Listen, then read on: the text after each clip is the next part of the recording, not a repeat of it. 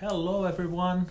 So today we're starting another Instagram live and this event will be in English. If you guys have any questions, feel free to write here in our box. I'm gonna be happy to answer all the questions as much as I can. And we're gonna be covering some of the updates we received from IRCC in the past few months. There have been a lot of changes lately. IRCC is changing policies regarding international students, also for permanent residence applications, and we're gonna cover a little bit of everything. And if you guys have any questions, like I said, feel free to write here. I'm gonna try to answer most of them or all of them. And we're gonna start with the I believe one of the biggest changes that happened lately was a cap that was put in place for international students. And this has a big impact not only for people who are coming to study here in Canada, but also their spouses, right? And I mean, other than just talking about the cap, I believe many of you already know that Canada is reducing the number of international students, and I mean this is news, but it could be old news if you are following closely the latest IRCC updates. But I also want to cover why Canada is doing that. I think that's important to talk a little bit why immigration is changing so much, what is behind that change, and I'll give you my opinion. And I believe one of the reasons why immigration is holding on the number of international students is that Canada is under a lot of pressure right now. The government is under a lot of pressure, especially because we're having a lot of issues with housing here in the country. There's been a shortage of rentals, right? So if you know people who are living in Canada or you are already living here, probably you heard some horror stories of people who are struggling to find a place to live in the country. And I believe IRCC is trying their best to solve this problem by putting a cap on the number of the international students for now. And unfortunately, international students are the ones who are most vulnerable with this issue here. A lot of international students, they struggle to find a place to live. Probably they're paying too much rent, or they're sharing an apartment or a basement with 2, 3, 4, 5 people, right? So Canada, they are looking into this issue, and they decided that it's best to put a cap on the number of international students for now. So in the future, people can have a better experience in Canada. And I think that's a valid decision, right? If this action will bring a better experience for people in the future, I believe that's the best thing to do. So if you're planning on coming to Canada or you're already here in Canada, you may be impacted with all these changes, right? And basically what you have to understand and what you have to know now is that if you're still outside Canada, you have to decide, okay, what kind of college or university you're going to attend, because that's going to impact your visa application, right? And are you already here in Canada? Are these changes going to impact your visa extension or PR application, right? So every case is unique. It's hard to cover all the cases, but I just want to give a general perspective for people who are either outside or inside Canada. So if you're outside Canada, what you have to know is that colleges are no longer eligible for the spousal open work permit. So if you have a wife or a husband and they were planning on applying for an open work permit, you can't, right? So you will have to look into a master's program, a PhD, and there are some exemptions as well for bachelor's degree. So if you need assistance with that, you should actually contact an immigration consultant and plan next steps, because you don't want to invest money and register for a program that will not give the open work permit for your spouse. So that's the first thing you should know. And Other than that, if you're already here in Canada and you're planning on applying for, let's say, an extension of your study permit, or you're applying for an extension of your spouse's open work permit, these changes does not impact the students who are living here in the country, right? So that's really important. If you're here in the country, you're kind of protected from all these changes. But if you're outside Canada, yeah, you have to take into consideration all these changes, right? I see a lot of people are joining the live now. So like I mentioned in the beginning, if you have any questions or if you want to type anything here, feel free to write in English or Portuguese or Spanish. I'll answer in English. So yeah, you can write here in the chat, or you can type on the question box there in the bottom right. And other than international students, we also have some changes regarding the temporary resident here in Canada.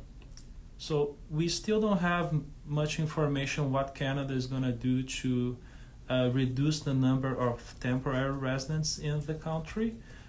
So what I mean by temporary residents, I mean by people who hold a study permit, people who are here on a work permit, right?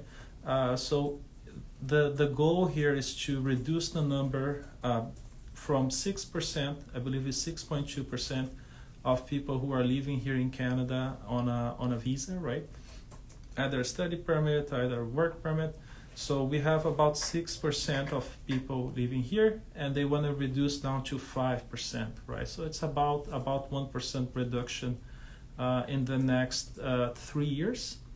And the reason they're doing that is the same reason as the international students cap, right? They want to fix the healthcare, they want to fix the house shortage, and the goal here is to reduce the number by either putting a cap on the international students and also transitioning people from temporary residents to permanent residents, right? So basically people who are already living and working and studying in Canada, they want these people to become permanent residents, right? So that's a great benefit. I mean, this is good news. People are eager to apply for permanent residence, right? So usually people who are already here, they don't want to go back, right? And I think it's a valid option, right? So if you can apply, you should apply, right? I see that there's some questions popping up here on the screen. So I have a question here about someone who applied for a master's degree. She received a scholarship from a university. She's going to apply for a visa soon for the intake in the fall. Does she have any risk of visa refusal? Yeah, so there's always a risk of visa refusal, unfortunately. But it varies by country, right? So depending where you're from, you may have more chances of refusal than other people, right? So for example, if you're from Brazil, right, your average visa approval is about 85%. So 85% or 88, I believe, something like that. So over 80% of visa approval from Brazil, right? But if you're coming from, let's say, another country who have visa approval of 30%, 40%, right? So it varies a lot, right? So the country of citizenship is really important, and it's also really important to put together a strong application.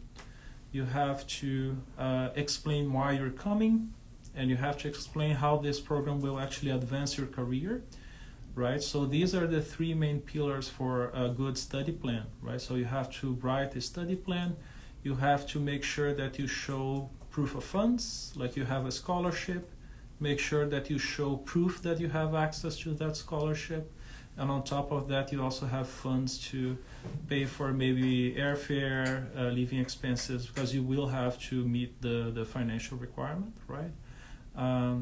And you also have to have good ties to your home country. So there are a lot of factors you have to consider, but usually people who are going for a master's degree, they have good chances of of approval, right? And that's the future here in Canada, at least for the next 2-3 years. They want more people coming for a master's degree and PhD, right? And not that I agree that colleges shouldn't be eligible for a spousal open work permit. I think they should keep that rule, but I mean, I don't make the decisions. So good luck in your application. If you need help, we can definitely help you there. So keep the questions coming. It's great to answer your questions, concerns about latest updates. I'm actually here. I have a list of things I would like to talk to. But if you guys are asking questions, that's great. I can also answer questions. And like I said, you can write in Portuguese or Spanish or English. It doesn't matter, right? All right. So other than the cap, we also talk about the reduction from temporary residence, right? From 6% to 5% in the next 3 years. What else changed, right? So they also changed the proof of funds, how much money you need to apply for a study permit. That's kind of like old news from late 2023. But that's also a good point for people who are already here in Canada, right? Do you need proof of funds to apply for permanent residence? Are they changing that, yes or no? And the answer is yes and no. So they're changing the fees, right? So how much you have to pay to apply for permanent residence. So starting April 30th, there will be an increase in the fees for people who are applying for permanent residence, and the increase will be from, let's grab here the information. So the processing fee will increase from $850 to $950. And the right of permanent residence fee will increase from $515 to $575.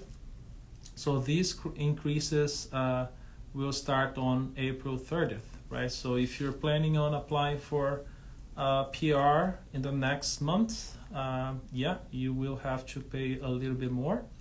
And regarding the proof of funds for people who are applying, it really depends on what kind of program you're applying, right? So if you're applying for express entry, you may be required to show proof of funds, or you may be exempt. The same for provincial nominee programs. Maybe you need to have a job offer that meets the requirement for the program. So it really varies, right? It depends on the type of application you're submitting, right? All right, so let's see what else we have here for tonight. Other changes, one of the biggest changes for immigration in the last year, and in my opinion, it's a great opportunity for people who are interested in coming to Canada, or maybe you are in Canada.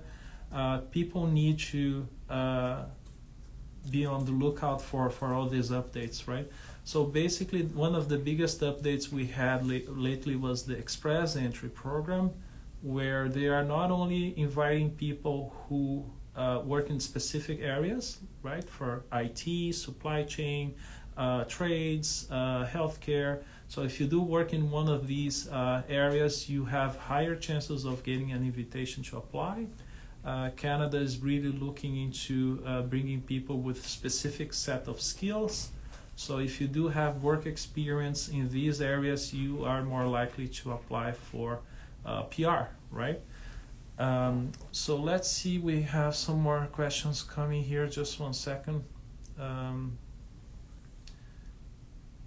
Let's see what I can answer here. Maybe if something more specific, we could talk privately. Let's see.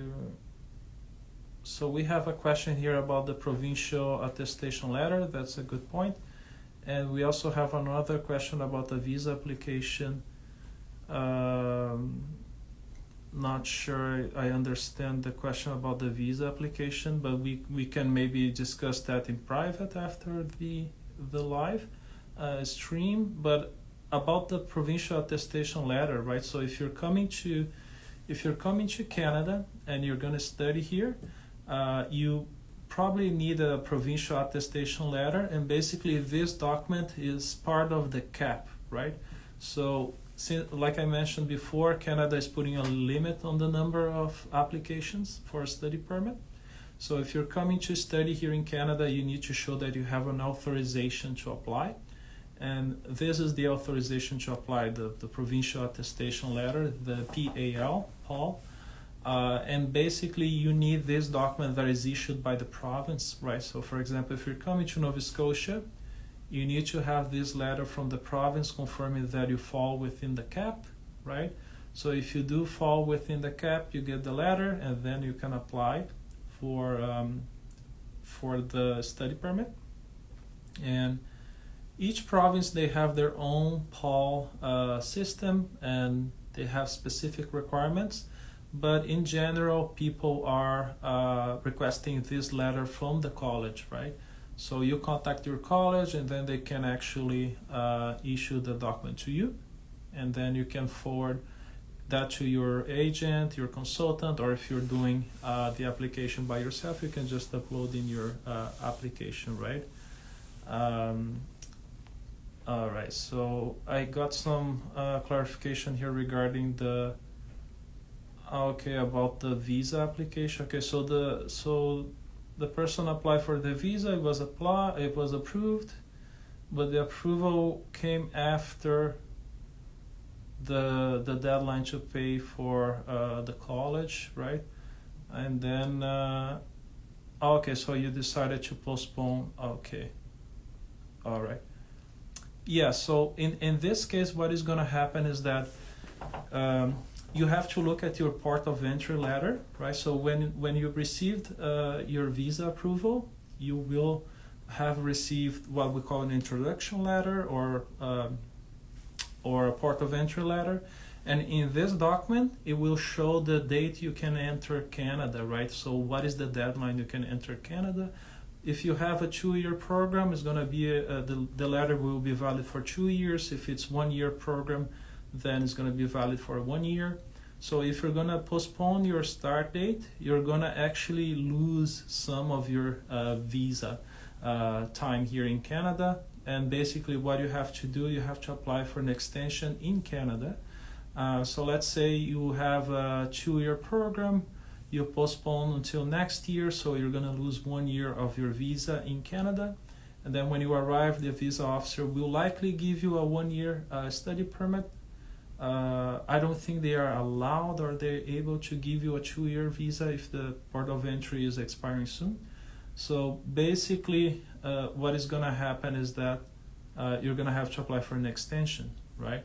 And yeah, so you're saying that your letter is expiring July 30th. Yeah, I recommend we could discuss that maybe in a consultation because it's a little bit more tricky. And but basically, if you do have more time in your letter, you could come in and apply for an extension inside Canada, but there's no extension outside Canada. That's not possible, right? All right, so we're getting some more questions here. So I have an open work permit, and my wife is soon applying for her PGWP. With the changes of the permits, I still can apply for my extension. Yeah, so that's the good news. Finally, we have some good news that people who are in Canada, they're protected from all these changes.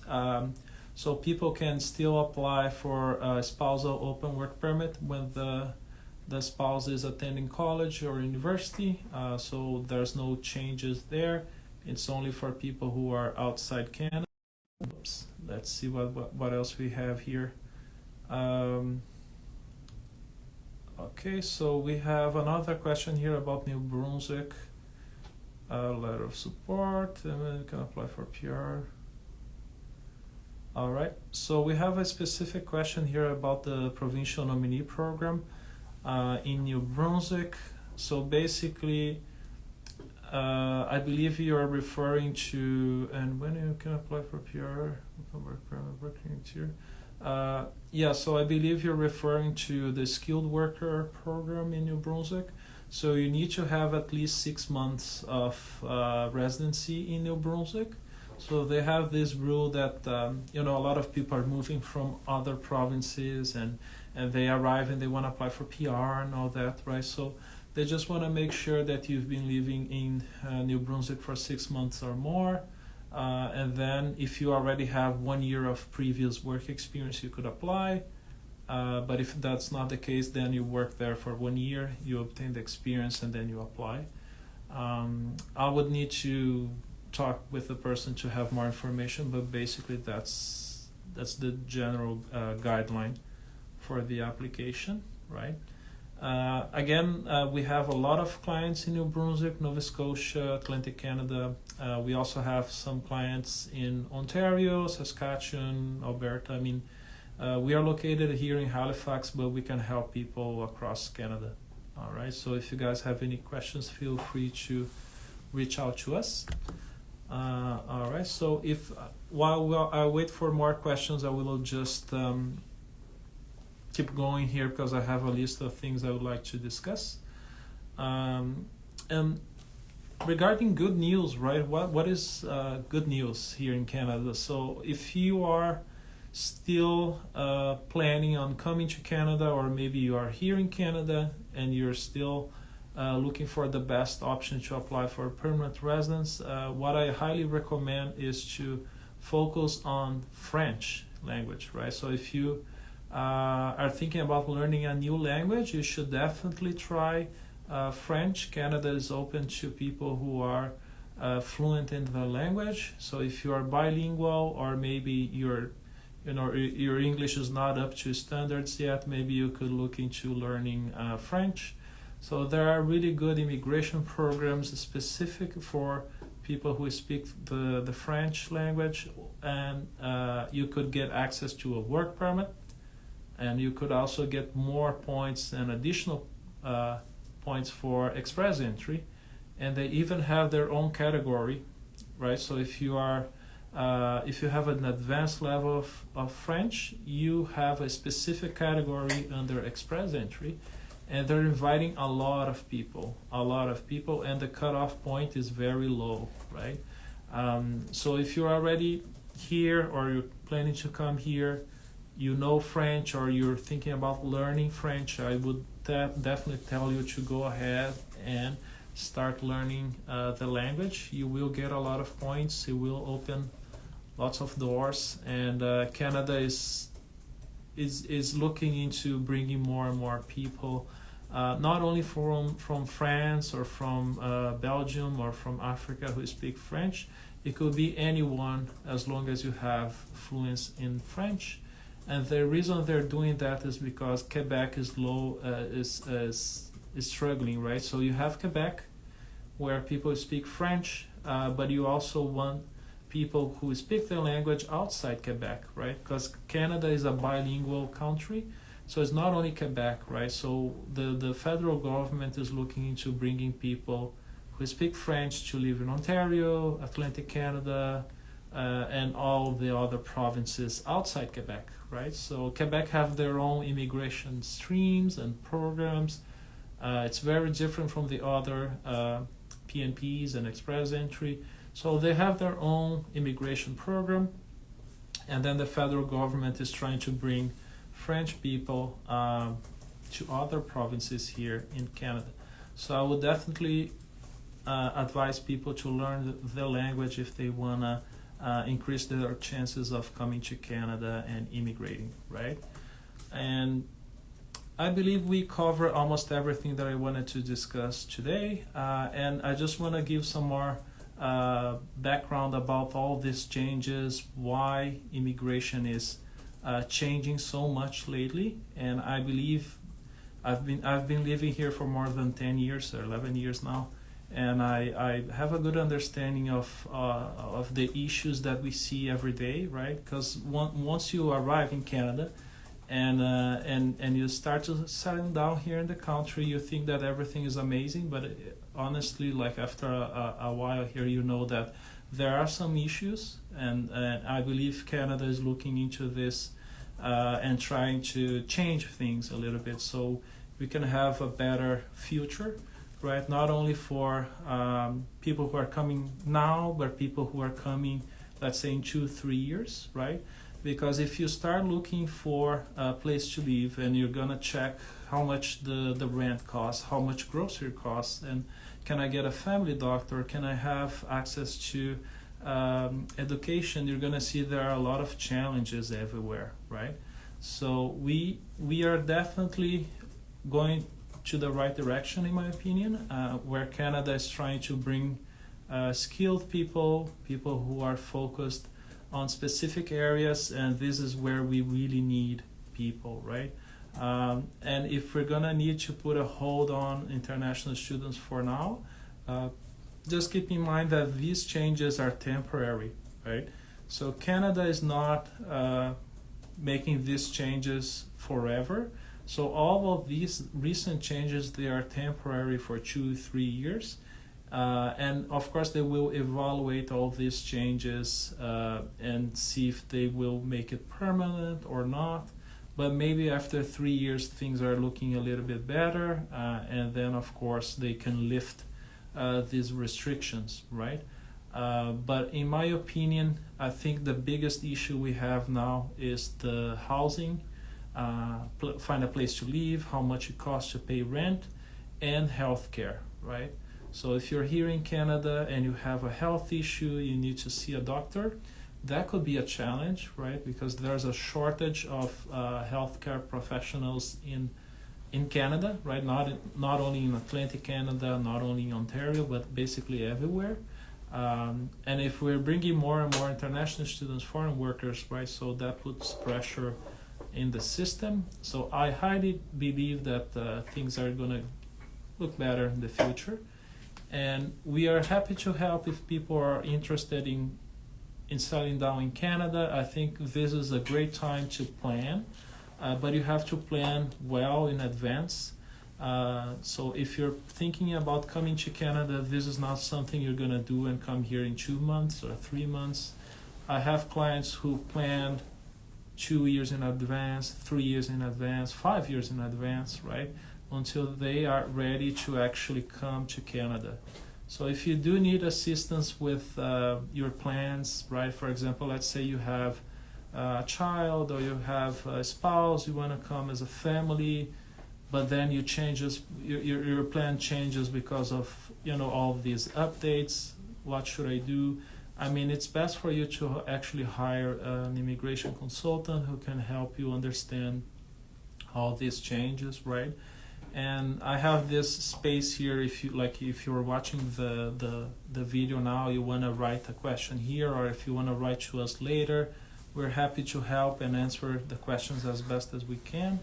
But I highly believe that things are going to look better in the future, and we are here to help people who are interested in settling down in Canada. All right. I just want to go over here, just make sure that I covered everything that I wanted to discuss today. I think I did. There's only one change here. Well, yeah, there's one more change that I didn't cover yet, and basically that's related to private colleges, right? So that's an area where a lot of people are interested in. A lot of people think about going to a private college in Canada. What happens if you are in a private college? So basically, before all of these changes, private colleges were already not included in the PGWP program.